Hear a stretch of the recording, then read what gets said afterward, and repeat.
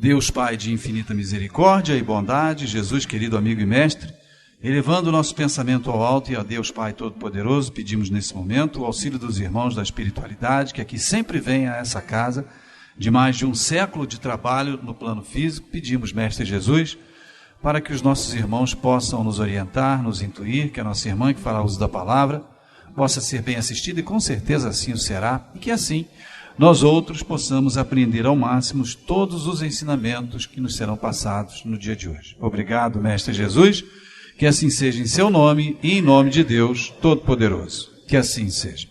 Sueli Machado. Vamos lá.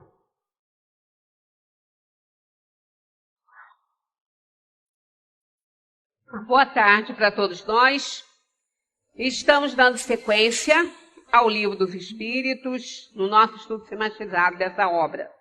Aqueles que estão vindo, pela primeira vez, nós fazemos às terças-feiras o estudo do Livro dos Espíritos. Claro que não é impedido a gente estudar outras obras, mas a gente aqui faz um estudo sistematizado desse livro. Então, a gente vai acompanhando, pergunta por pergunta, porque é interessante que seja nessa ordem. Porque não foi por acaso que Kardec começou, a gente já falou sobre isso, esse livro, com a pergunta: que é Deus? Não foi por acaso isso, E depois ele foi seguindo, uma sequência de pré-requisitos, coisas importantes para a gente no decorrer da obra. Então, essa é a obra onde estão reunidos todos os conceitos que nós podemos conhecer a respeito da doutrina dos espíritos, das leis universais. Veja bem, que nós podemos conhecer. Aqui, a gente não tem toda a verdade do universo. Até quem somos nós para poder achar que somos capazes de conhecer as verdades do universo, Aqui tem todas as verdades universais que nós podemos entender. Logo de saída, nesse livro, logo da entrada, Kardec começa o que é Deus, E isso aí é dificílimo para a gente compreender. Nós vamos, aos pouquinhos, desenvolvendo nossa inteligência, nossa moralidade, vamos evoluindo. Aí a gente vai cada vez mais compreendendo um pouquinho do que seja Deus,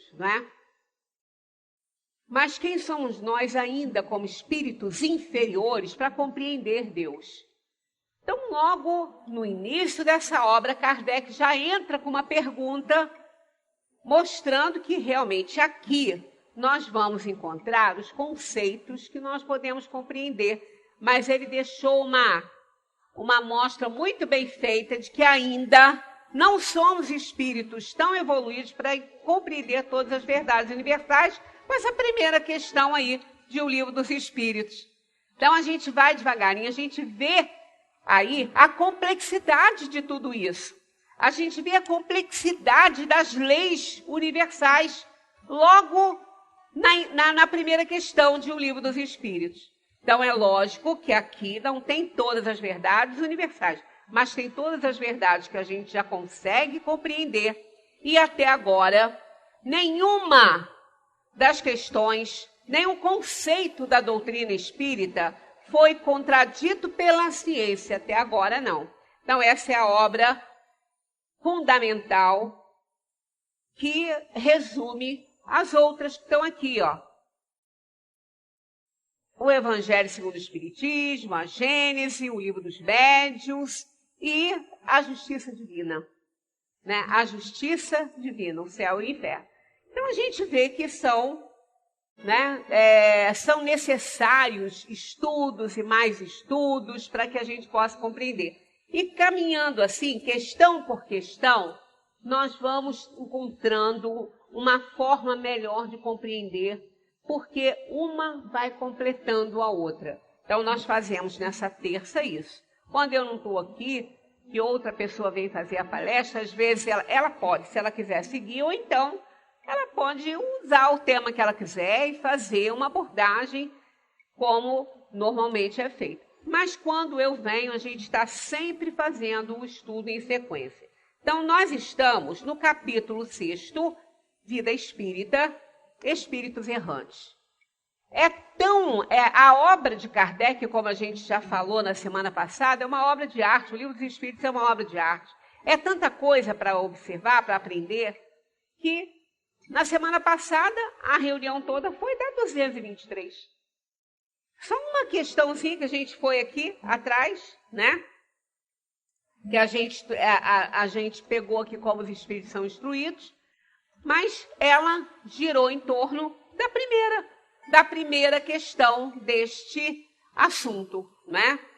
Que foi essa aqui, ó. A alma se reencarna imediatamente após a separação do corpo? Então, toda a nossa reunião girou em torno dessa questão. Então, nós vamos para a seguinte, que é a 224, que diz: o que é a alma nos intervalos das encarnações? Né? Porque nós estamos encarnados, somos almas encarnadas, temos um corpo físico e é um instrumento para que a alma possa se aperfeiçoar. Aqui vem cumprir aquilo que escolheu ao viajar para cá, né? Ao fazer essa viagem tão importante para um plano material. Expiação e provação, isso aí é algo que a alma escolhe antes de reencarnar. Então aqui a alma vem, pega um corpo, uma personalidade, e ela então vai fazer todo o seu progresso se ela expiar direitinho e provar direitinho. Porque não basta reencarnar, né? Não basta vir para cá ou para qualquer outro mundo. Ela precisa dar conta daquilo que ela veio fazer aqui. E o que ela veio fazer aqui foi escolhido por ela. É raro não ter sido escolhido pela alma. Como a gente vai ver, algumas provações são impostas. Mas, normalmente, nesse nível que nós nos encontramos, num planeta de provação e expiação, a gente escolhe.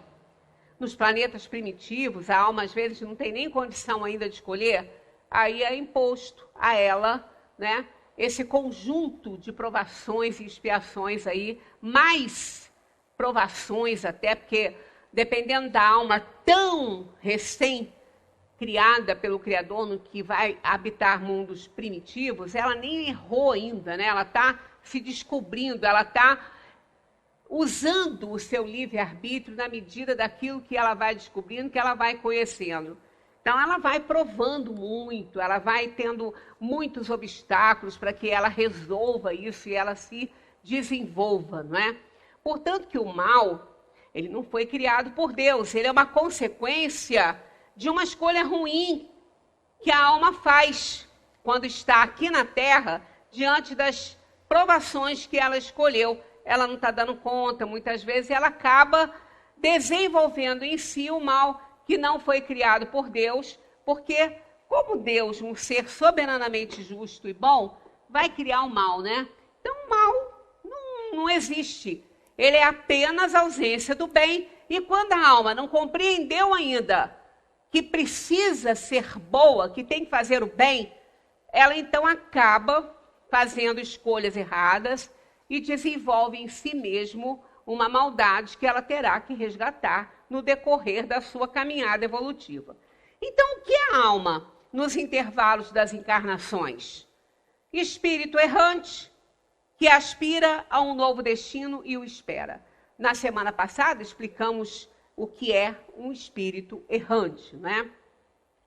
Quem não pegou essa primeira partezinha aqui, pode pegar no YouTube, né? Tem CDs aqui também onde estão gravadas essas palestras explicando direitinho aqui o que é um espírito errante. Qual poderá ser a duração desses intervalos? Né? Porque o espírito errante é aquele que está na erraticidade entre uma encarnação e outra. Então, qual poderá ser a duração? Quanto tempo um espírito pode ficar na erraticidade, sem reencarnar? Né? Qual a duração desse período entre uma encarnação e outra? Olha o que eles respondem, hein? De algumas horas a alguns milhares de séculos. Pensa. De algumas horas a alguns milhares de séculos. Dá para pensar nisso, gente? Milhares de séculos. É igual quando se fala em eternidade. O que é isso? Eternidade, as pessoas, nós aqui no mundo de provação e expiação, como espíritos inferiores que somos, a gente não tem como fazer uma ideia do que seja eternidade. Pensa, eternidade. Não conta tempo, não tem nada. Mas acontece que isso para o espírito não é problema, porque o espírito vive nela. Ela é a nossa casa de verdade, a eternidade, que somos espíritos imortais. Então, como nós estamos numa matéria, né, adquirimos uma personalidade para expiar e provar nossos erros passados e nossas aspirações futuras, porque a expiação está ligada ao passado e a provação ao futuro.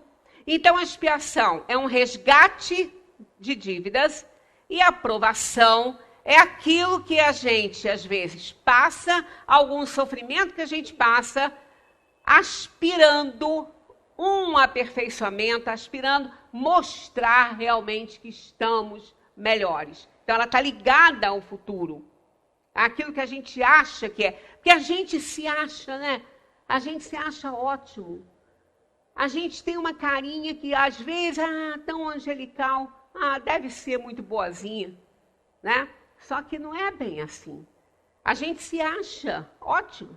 A gente se acha espírito bom, né? Não, sou um espírito bom.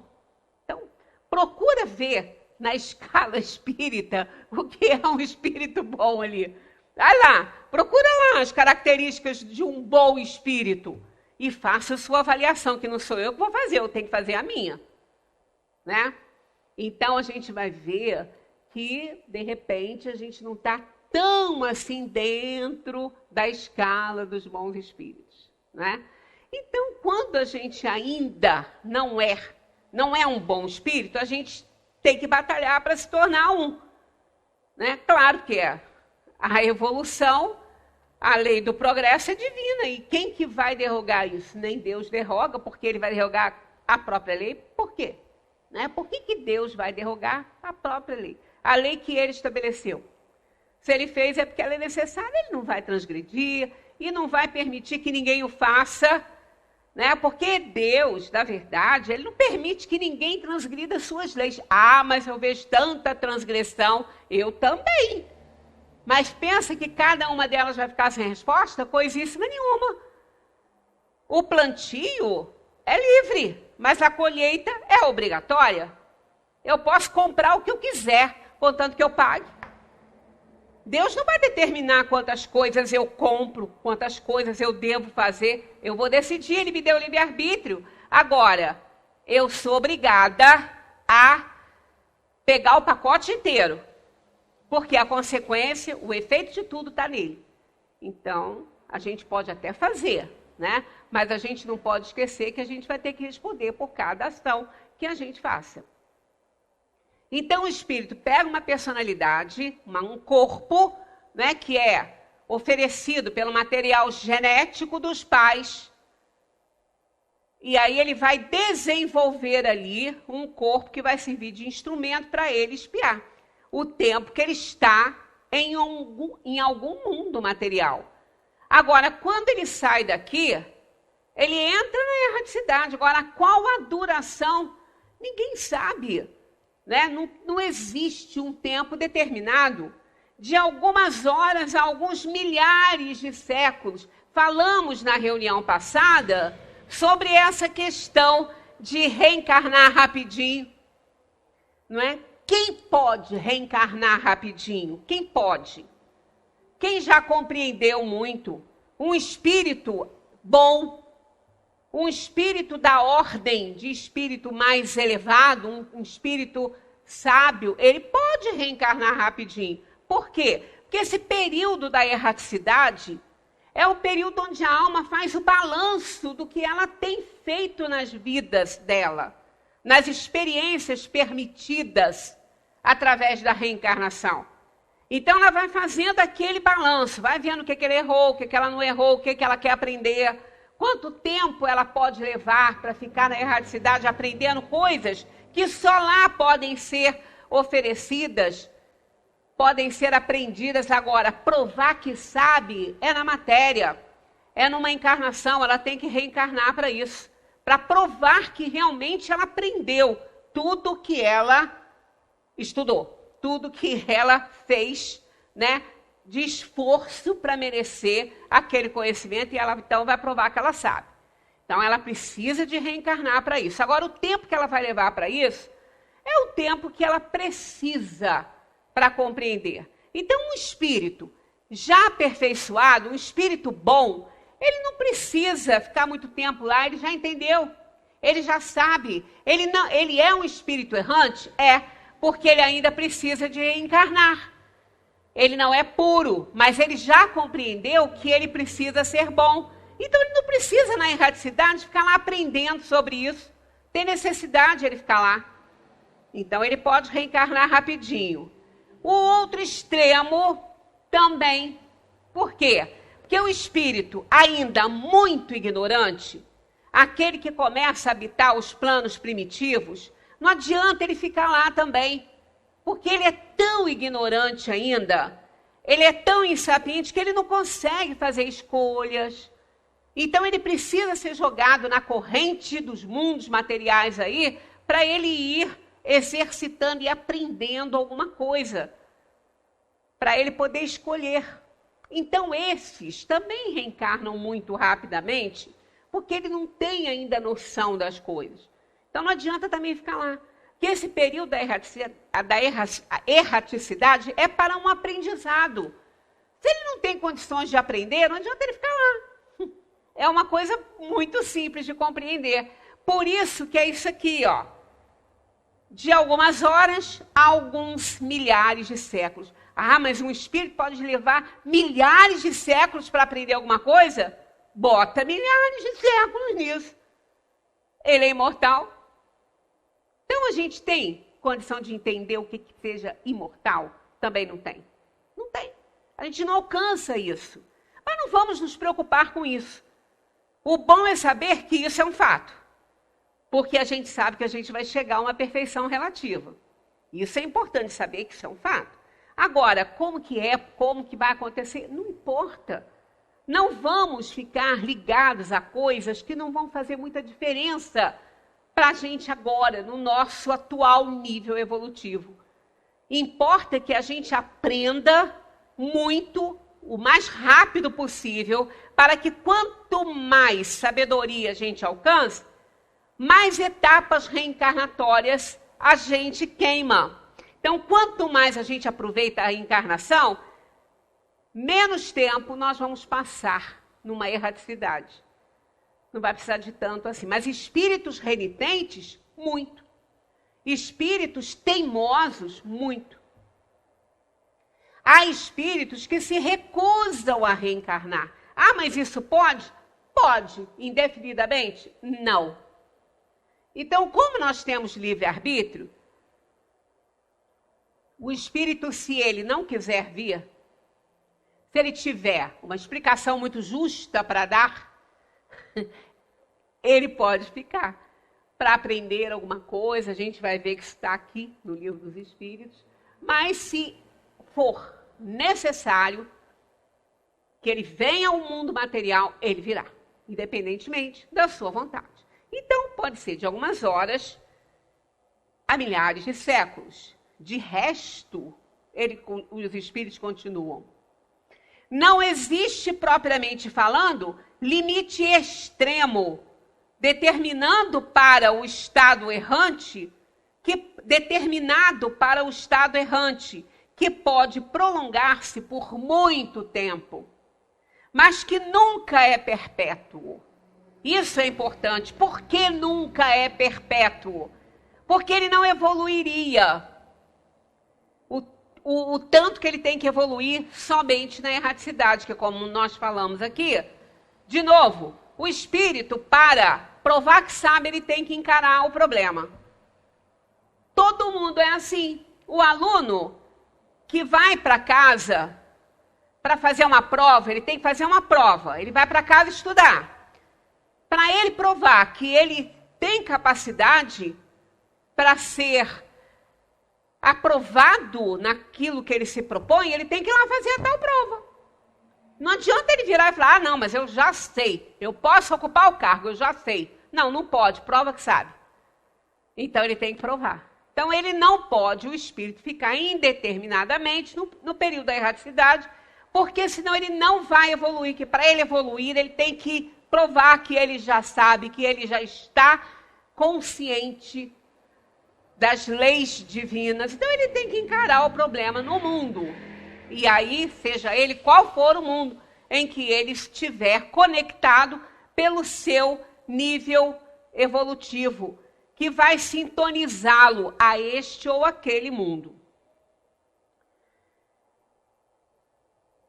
O espírito tem sempre a oportunidade, cedo ou tarde, de recomeçar uma existência que sirva à purificação das anteriores. Olha que bênção, né? Olha, é uma afirmativa, ó. O espírito tem sempre, olha o advérbio aí, isso é importante, ó. O espírito tem a oportunidade, cedo ou tarde, de recomeçar uma existência que sirva à purificação das anteriores? É uma coisa. Agora, o espírito tem sempre, né? Porque se tirar esse sempre daí, pode ser que ele tenha uma ou duas oportunidades. Ah, o espírito tem oportunidades. Mas quantas? Não está dizendo, né? O espírito tem oportunidade. Agora, coloca o sempre. Pronto. Sempre. Sempre é sempre. Tanto que quando a gente fala assim, nossa, eu vou fazer isso aqui para sempre. Ou eu vou usar isso aqui sempre. Aí vem o outro e fala assim, fulano, sempre é um pouquinho demais, né? Diminui isso aí. Sempre é muito. Sempre não dá para afirmar não, né? Mas sabe por quê? As pessoas falam sem saber o peso que a palavra tem, né? As pessoas repetem sem saber o preço dela, o valor, melhor, preço não, valor que ela tem. E ela tem muito aqui, então, olha só, isso dá até assim um conforto, né, pra gente, dá um conforto aqui no coração. O espírito tem sempre a oportunidade, cedo ou tarde. Por quê? Cedo, se ele responder por isso, muito bem. E tarde, se ele for negligente, imprudente, ele vai atrasando a sua evolução, né? E ele vai atrasando as encarnações. Porque se ele não aprender, se ele não entender que o que ele fez foi errado, se ele continuar a se achar a vítima do mundo, não é? O injustiçado de Deus, que adianta ele vir para cá? Ele vai aprender o que aqui? Ele vai continuar pensando isso, da mesma forma. Então ele tem que ficar lá. Ele tem que ficar lá. Ah, mas ele fica como? Ele fica sofrendo os efeitos da sua inferioridade. Porque a sintonia dele é ruim. Então ele vai se juntar com grupos que não são bons. E ele vai sofrer com isso. Ele vai ter problemas com isso, porque ele vai ver a felicidade dos justos e ele não vai ter. E ele deseja, ele inveja isso. A inveja é aquela inveja boa. Ah, mas tem isso? Tem inveja boa, claro que tem. Pode procurar nos livros modernos de psicologia, tem lá a inveja boa. É aquela inveja que não atrapalha o invejado.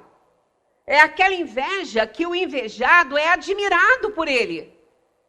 Não é criticado e não é maltratado, pelo contrário. Fulano, que bom que você conseguiu isso, que bom que você conseguiu esse emprego legal. Poxa vida, eu também gostaria de ter um emprego legal assim, mas torço por você. Isso é uma inveja boa. Porque você não está querendo pegar o lugar dele, você não quer tirar nada dele, você está feliz com a aquisição dele. Mas você também quer isso, é mal? Claro que não. É o objetivo de todos nós. Então, quando o espírito está na erraticidade, que ele vê a felicidade dos justos, é justo que ele queira também? Claro, mas não vem de graça. Não é 0800. E não vai colocar lá umas pedrinhas lá e puxar o nome dele. Não é Mega Sena. Não compra, não negocia. É meritocracia.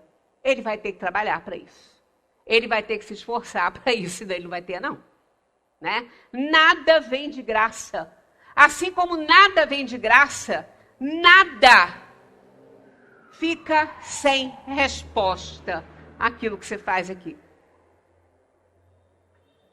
Por mais simples que seja, por menor que seja o erro, não vai ficar sem resposta. Quem fez vai sofrer as consequências. Seja ele pequeno, não é porque ele é pequenininho que ele não é um erro. É. Tem erros grandes, tem erros pequenos. Assim como tem amor também, né? Amor que não é tão ainda aquele que Jesus ensinou, mas é amor. Né? Então é isso, são níveis, são variedades de sentimentos, né? E de atitudes também. As atitudes também estão nessa. Às vezes você comete uma atitude, um engano, numa atitude pequena, aquilo vai, às vezes, se tornar uma bola de neve. Foi uma coisa boba que você fez, mas a consequência pode ser, né, faraônica. E aí depois a gente se arrepende. Por isso é que a gente é sempre livre para escolher, para falar, né? Olha, o que alicerça nossas atitudes? É o pensamento. O pensamento é livre. Ninguém está nele. É você que está. E quem pode avaliar o seu pensamento? Não é o outro, é você, porque o outro não sabe nem o que você está pensando. É você que faz essa avaliação. É você que, quando pensa, às vezes sacode a cabeça e fala assim, ih, o pensamento, vai para lá. Porque você julgou ali e viu que não é legal. Então, a gente pensa primeiro. É o pensamento que alicerça a ação. Se a gente não está atento ao pensamento, a gente vai errar. Por isso, aquela frase, né? Aquela frase de Jesus, vigiai e orai. A gente vê o contrário. Já repararam? Quando eu falo aqui vigiar e orar, uma vez a pessoa vai falar assim, eu acho que você está invertendo a coisa. Você está falando vigiar e orar, mas é orar e vigiar. Eu falei, onde você viu? Onde você leu? Vai lá, procura lá quando Jesus falou. Ele não falou orar e vigiar, não. Ele falou vigiai e orai. E qual é a importância disso? Inversão de palavras, gente. É por isso que quando eu trabalhava com os meus alunos, para que eu quero saber isso? Eu digo, meu filho, para interpretar a vida, para interpretar as coisas. Hoje em dia as pessoas não interpretam nada. E escrever, então, depois da internet, o porquê virou PQ, a coisa horrorosa. Ninguém sabe nem escrever e nem ler. Porque quando vai comentar uma coisa que está ali na rede social dele, você lê aquele comentário, você fala, não, mas será que ele leu o que está lá em cima? Não pode ter lido, porque fez esse comentário aqui. Né? Então as pessoas não interpretam. Né? Uma coisa boa, se o boa está antes do substantivo, ele é uma coisa. Se ele tiver depois, ele é outra.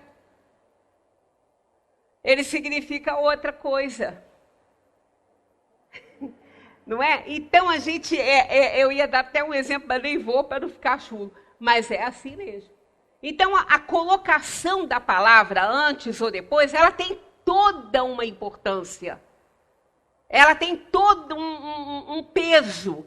E nessa frase de Jesus, então, esse verbo aí, vigiar antes de orar, é esplêndido. É sábio ao extremo. Por quê? Porque é o pensamento que alicerça a ação. Eu preciso vigiar o que eu penso. Eu preciso estar atenta ao que eu penso.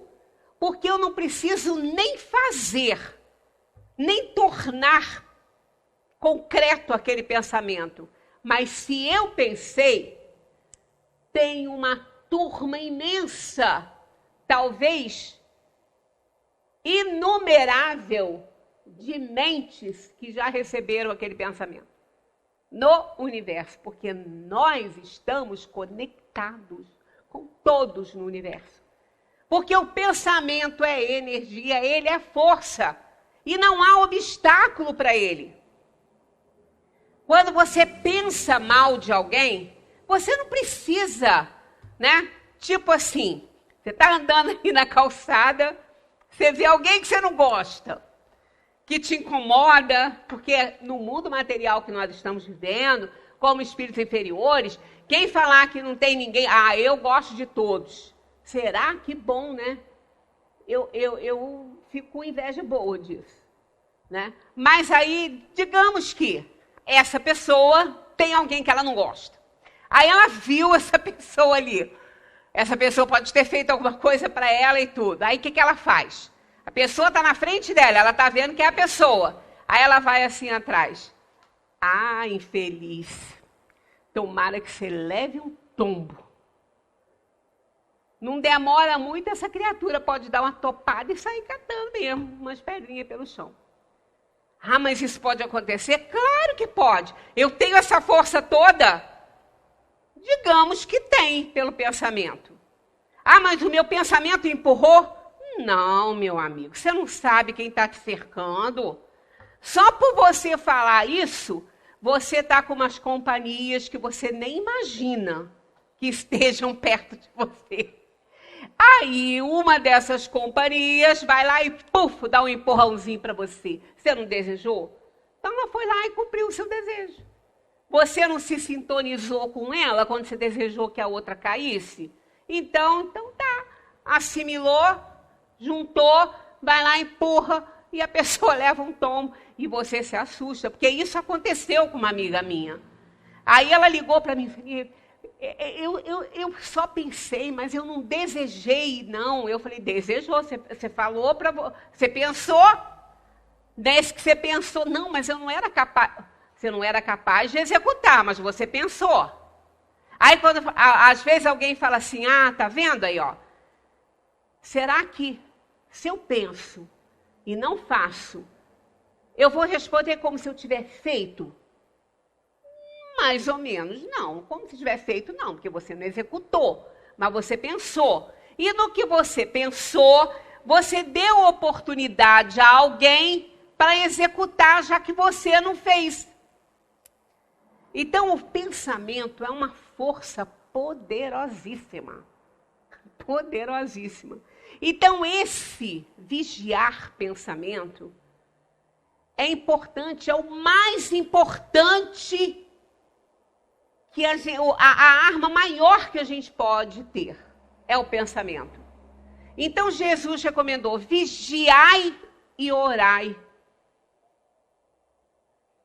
Por quê? Porque se eu vigio o meu pensamento, eu encontrei um pensamento ruim, que eu não deveria ter, eu vou orar para que eu me sinta fortalecido para expulsar aquele pensamento e para não atrair nenhum espírito inferior para executar o que eu pensei. Então, vendo a importância do vigiai primeiro que o orai, e está lá, Jesus falou, vigiai e orai. Vigiai seus pensamentos e orai. Então, porque quando a gente pensa, a gente pode estar pensando algo do qual a gente se arrependa, mas às vezes é tarde. Porque as mentes desavisadas e desalinhadas que estão em torno de nós já podem ter até executado. Então, é muito importante que a gente vigie o nosso pensamento, para que ele seja bom. Nós não somos santos, nós não somos, os espíritos sabem quem nós somos. O nosso espírito protetor, aquele que que nos protege, aquele que foi determinado pela superioridade, né, por Deus para nos guardar, sabe quem nós somos. Então tem certeza de quem nós somos, sabe também o esforço que a gente faz para melhorar. E isso está lá na pergunta sobre anjos da guarda, todo aquele capítulo fala sobre isso. O Espírito protetor não está só aqui para nos guardar no sentido assim, não vou deixar nada de mal acontecer com essa pessoa. Não é assim. Nós temos nossas provações, nossas expiações, nós vamos sofrer. Ninguém veio para esse mundo fazer turismo, então a gente sofre aqui. E o anjo da guarda, esse Espírito protetor, não pode fazer que nós nos isentemos das nossas provações e expiações de jeito nenhum. Porque a gente escolheu essas provas. Então a função deles é nos auxiliar, evitando que a gente não tem que passar, o mal que a gente não tem que passar, e isso ele faz muito bem. Quantas vezes vocês circularam, né, por um caminho, andaram por um caminho, sempre indo a algum lugar, vai para o trabalho, ou seja, para outro lugar, mas sempre seguindo aquele caminho ali, e um dia vocês resolvem não ir por aquele caminho. Ou encontram, às vezes, um amigo e falam, a gente quase não se vê, vamos aqui, vamos comigo até ali, porque aí a gente pode conversar um pouquinho, depois você segue, e a gente aí vai. Aí depois fica sabendo que houve um problema seríssimo naquele caminho que você tinha que passar, e que provavelmente você poderia ser atingido, e, no entanto, você foi, né? Você foi orientado a mudar de ideia. Isso é ação do Espírito protetor. Assim como o contrário. Se você tiver que passar alguma coisa porque você escolheu isso, uma aprovação ou uma expiação, nisso aí um acontecimento você precisa de passar, ele também te leva para esse lugar. Ele também, se você não estiver indo, ele orienta você aí. Mas ele pode fazer isso para eu sofrer? Não, ele não vai fazer isso para você sofrer. Ele vai fazer isso para te ajudar, auxiliar, cumprir o que você escolheu. E vai estar com você para sustentar você na sua dor, né, na sua tristeza, no seu sofrimento. Ele vai estar ali junto. Então, o Espírito protetor sabe o esforço que a gente faz para a gente dar certo. Então, quando a gente tem um pensamento ruim e logo você faz uma oração pedindo para aquele pensamento sair e pede perdão ao universo por aquele pensamento que você teve, você já cortou a sintonia com espíritos inferiores para realizar aquilo ali. Porque nada pode competir com a ideia do bem, com a sintonia do bem. Então, se ela vem logo após o seu pensamento, realmente não vai ter nem tempo daquele pensamento prejudicar ninguém. Porque você logo vai se arrepender, e o arrependimento é o primeiro passo, e se acontecer, claro que você vai ter um atenuantezinho aí para responder por aquilo que você pensou. Então, o nosso pensamento é força, né? O nosso pensamento é a maior arma que a gente pode ter nessa vida, não é? Então é importante demais a gente vigiar, a gente pensar coisas boas, e se não estiver pensando coisa boa, orar para pedir socorro, para poder pensar melhor no bem.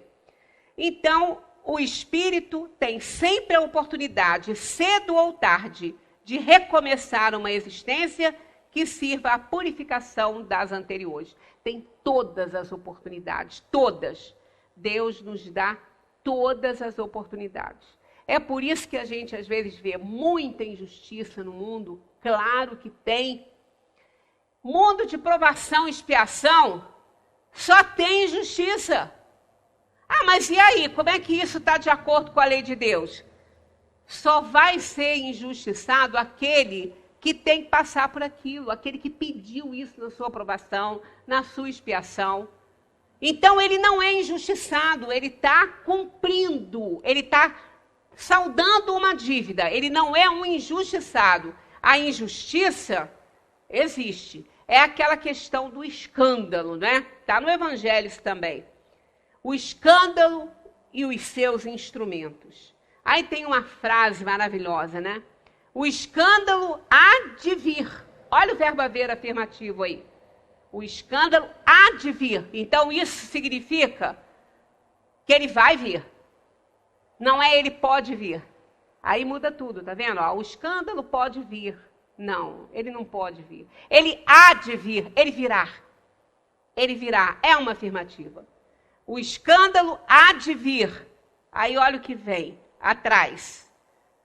Mas, olha a ideia contrária a essa outra, né? Mas, ai daquele por meio do qual ele venha. O escândalo há de vir. Que não sejamos nós motivos de escândalo. E para a gente não ser motivo de escândalo, vamos vigiar os nossos pensamentos, né? E orar. Porque oportunidade nós teremos sempre de resgatar o nosso passado e de acertar. Essa duração é um desdobramento da outra, porque Kardec era insistente. Kardec, ele tinha uma atitude que é admirável nas crianças. Por isso que quando Jesus falou assim, vinde a mim as criancinhas, porque delas é o reino dos céus, ele queria todas as criancinhas do mundo com ele? Não, que ele sabe que isso não é possível. Ele queria aquela determinação, aquela pureza de sentimentos, né? Aquela capacidade de amar, aqueles olhos encantados que veem coisas bonitas em tudo. Então, isso são características de uma criança.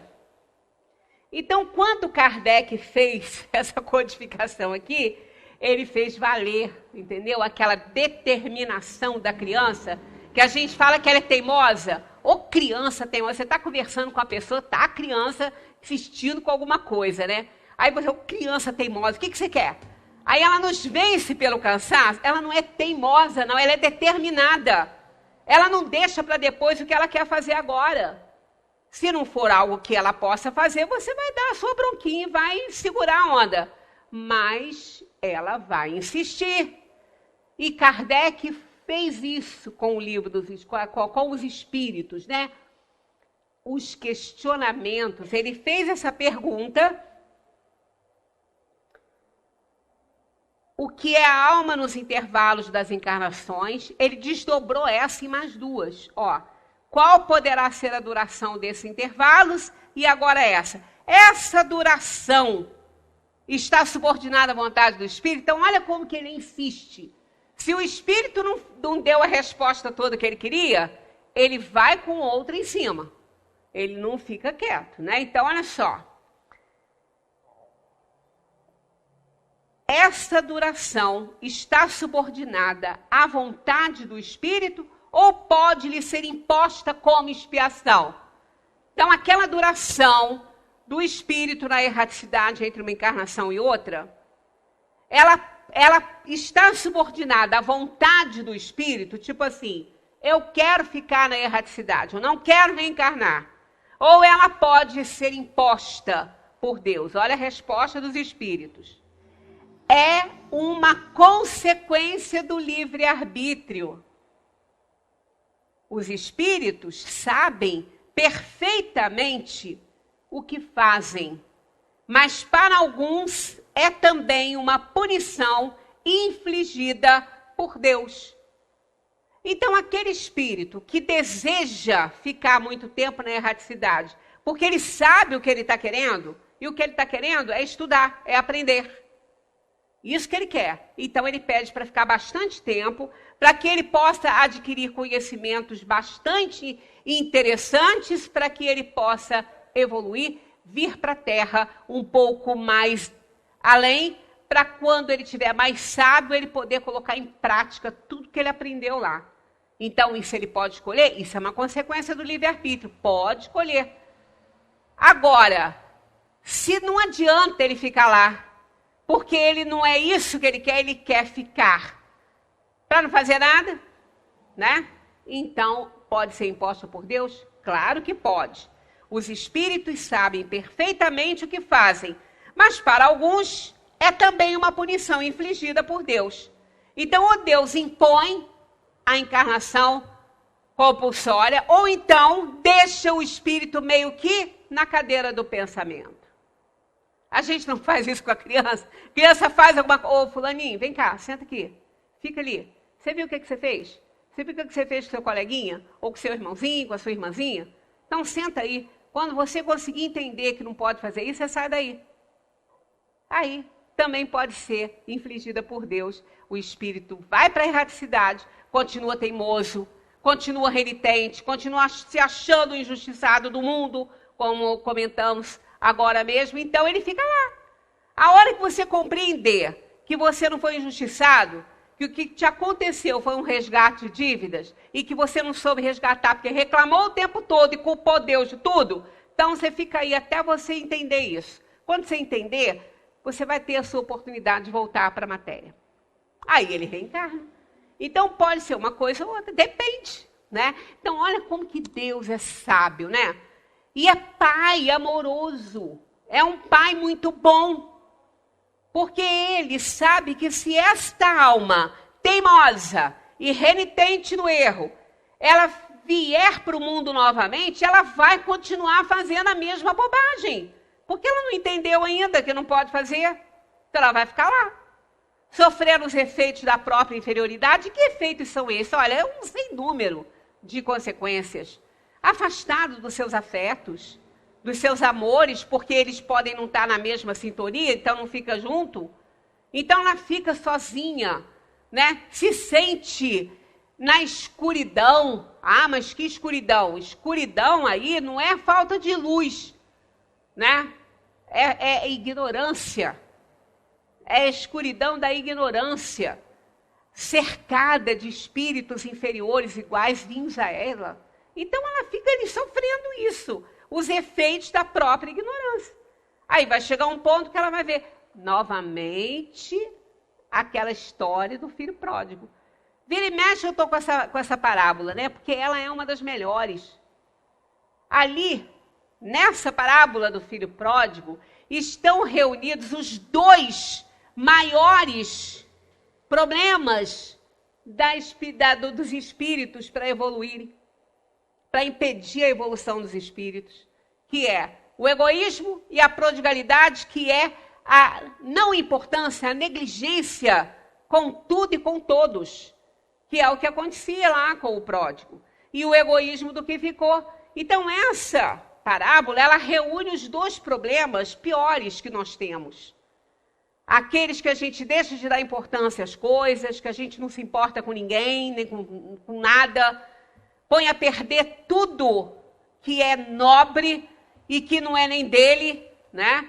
Nós somos aqui no mundo esse filho pródigo também. Nós somos os egoístas e os pródigos. Egoístas porque a gente quer que o mundo gire em torno de nós. É o egocentrismo, né? E a prodigalidade por quê? Porque a gente recebe tudo de Deus, a gente recebe todo o bem, tudo que é importante para a gente evoluir e põe tudo a perder. Olha o que a gente está fazendo com o planeta. Acabando com ele. O planeta tem 3/4 de água. Só tem 2% que é potável. Por quê? Porque o homem acabou com tudo. Não é? Então, olha, um pouquinho de pandemia aí, que prendeu o povo em casa. Quantos mares se recuperaram um pouquinho? A Baía de Guanabara se recuperou um pouco, né? Porque agora o povo já está lá jogando nojeira também, de novo.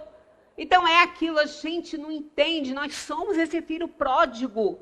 Os dois, nós reunimos em nós os dois filhos dessa parábola, o egoísta e o pródigo. Nós somos os dois ao mesmo tempo. Isso é um problema sério a ser resolvido. E como será resolvido? Através das encarnações, através das idas e vindas entre erraticidade e mundo material. Então é uma consequência do livre-arbítrio. Os espíritos sabem perfeitamente o que fazem, mas para alguns é também uma punição infligida por Deus. Outros, pedem o seu prolongamento, quer dizer, o prolongamento na erraticidade, um tempo maior entre uma encarnação e outra, para prosseguir estudos que não podem ser feitos com proveito a não ser no estado de espírito. Aqui na Terra, para a gente aprender alguma coisa, determinadas coisas, é muito complicado, porque o apelo da matéria, da sensualidade, é muito grande. O apelo da sensualidade, da materialidade nos mundos, sejam eles quais forem da ordem dos espíritos inferiores, né, dos mundos inferiores, dos mundos de provação e expiação, que é o nosso, e tenho aí uma infinidade deles, é muito grande. Então, o espírito tem dificuldade. É como aquele que é alcoólatra, ele frequenta as reuniões dos alcoólicos anônimos, né? Ele frequenta essas reuniões, mas ele evita ir, no início, a festas. Ele evita ter contato com pessoas que estão bebendo. Até mesmo é aconselhável a família, né, não colocar bebida alcoólica no alimento, no prato, na receita que vai ser servida, porque isso também é prejudicial para eles. Ah, mas evapora, nem todos. Evapora que ele ficou lá no fogo, mas aquele que já foi colocado fora do fogo não evapora. E aquilo faz um estrago, porque ele é um dependente. Ele é um dependente. Então, o que ele pede? Ele pede um afastamento. Ele pede para ele mesmo, né? Um afastamento, e ele exerce essa vontade para que ele possa se fortalecer, aprender fora daquilo que ele não conseguia ficar sem. Então, isso acontece com os espíritos. Ele pede um afastamento dos mundos materiais para que ele possa se fortalecer, aprender coisas que no mundo o apelo é tão grande que ele não ia conseguir. Aí, depois que ele está mais sábio naquilo que ele se propõe, ele então pode reencarnar, porque ele está fortalecido. É aquele alcoólatra que, depois de tantas reuniões, de tanto afastamento daquele apelo, né, daquela tentação ali, ele consegue resistir, porque ele já se auxiliou fisicamente também, né, já fez uma desintoxicação, está menos dependente, então ele volta à vida social com muito cuidado, né? Como o espírito, quando vem para o mundo, vem também muito tenso com isso. Então, é isso que acontece com o espírito que pede mais tempo lá para aprender. Fora esse problema, outros mais nobres, tipo avanço da ciência, a tecnologia. Por que a gente acha que a tecnologia e a ciência aqui no mundo, do mundo de provação e expiação que a gente vive na Terra, está tão avançado? Que é só dos espíritos encarnados? Claro que não. São os desencarnados que estão ali auxiliando os outros a desenvolverem suas técnicas, seus descobrimentos todos, né, e aprovarem isso. Quantos foram orientados através dos sonhos? A fórmula do benzeno, por exemplo, foi através de um sonho. Kekulé, quando ele escreveu e desenhou a fórmula do benzeno, ele falou que viu no sonho isso. O sonho é a atividade da alma. Ele viu isso no sonho, ele sonhou com uma cobra mordendo o próprio rabo, a própria cauda, a cobra. Ali, quando ele acordou, ele viu que aquilo ali é o que faltava, ele unir aqueles átomos que ele não estava fazendo. Então, ele não conseguia essa fórmula. Aí, quando ele teve essa visão no sonho dele de uma cobra mordendo a própria cauda, ele fechou a fórmula do benzeno. E a insulina também, um jovem residente, não era nem um cientista, que passou também por um sono, sentado lá no seu sofá. Ele passou por um sono e ele sonhou que alguém estava falando para ele. Ele estava estudando essa questão dos diabéticos e tudo. E nesse sonho foi dito para ele juntar os canais pancreáticos dos cães, depois remover o conteúdo. Mais ou menos isso, que já tem muito tempo que eu li essa história, vou até reler se eu a encontrar direitinho para contar de verdade, mas foi isso. Então, quantos espíritos estão aqui nos intuindo?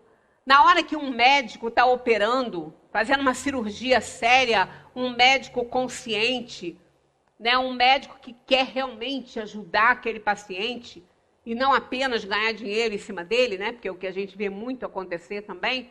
Então, aquele médico consciente, aquele médico bom que quer ajudar o seu paciente, na hora que ele abre, às vezes, faz uma incisão para fazer uma cirurgia complicada, muitas vezes ele se vê numa situação que pode pensar assim, eu acho que eu vou fechar, não tem jeito. Mas aí, o paciente tem que melhorar, tem que ficar bom. Ele está receptivo. Então, vem médicos espirituais, espíritos mais evoluídos ali, faz assim, faz assado. Ele tem uma ideia que ele vai considerar brilhante, aí ele faz. Só que não foi ele sozinho. Ele recebeu uma intuição. Então, essas almas, na erraticidade, elas são muito importantes para que a vida nos planos de provação e expiação aconteçam. Para que as leis de Deus se cumpram na Terra. Então, não é só, né, aquilo que a gente vê dos encarnados, uns sobre outros, também aqueles espíritos que estão na erraticidade, que pedem para ficar muito tempo lá, para poder auxiliar no progresso do mundo. Olha, nós estamos passando um momento dificílimo na Terra. O planeta Terra está em ebulição. Nós, espíritos, estamos aqui sendo abençoados com a oportunidade de viver nesse momento e fazer, quem sabe, acelerar aí, queimar etapas reencarnatórias, produzindo coisas boas, fazendo bem para os outros. Né? Olha a quantidade de espíritos que da erraticidade estão nos ajudando, estão influenciando as mentes que estão pesquisando isso ou aquilo, ajudando aqui. Esses hospitais, no início, lotados de pessoas ali, naquelas UTIs, a gente só imagina a quantidade de espíritos que estavam ali auxiliando aquele grupo, que não aguentavam um plantão daquele tamanho, mas estavam lá e ficavam. Como que às vezes a gente imagina, eu tenho essa experiência que aconteceu bem próximo a mim, de uma cirurgia de 9 horas, com uma equipe só, sem trocar. Como acontece? Como aguenta? A gente fica 3, 4 horinhas em pé e está morto. Imagina uma equipe médica 9 horas em cima de uma pessoa, né, de uma pessoa sofrendo aquela cirurgia, coisas delicadíssimas.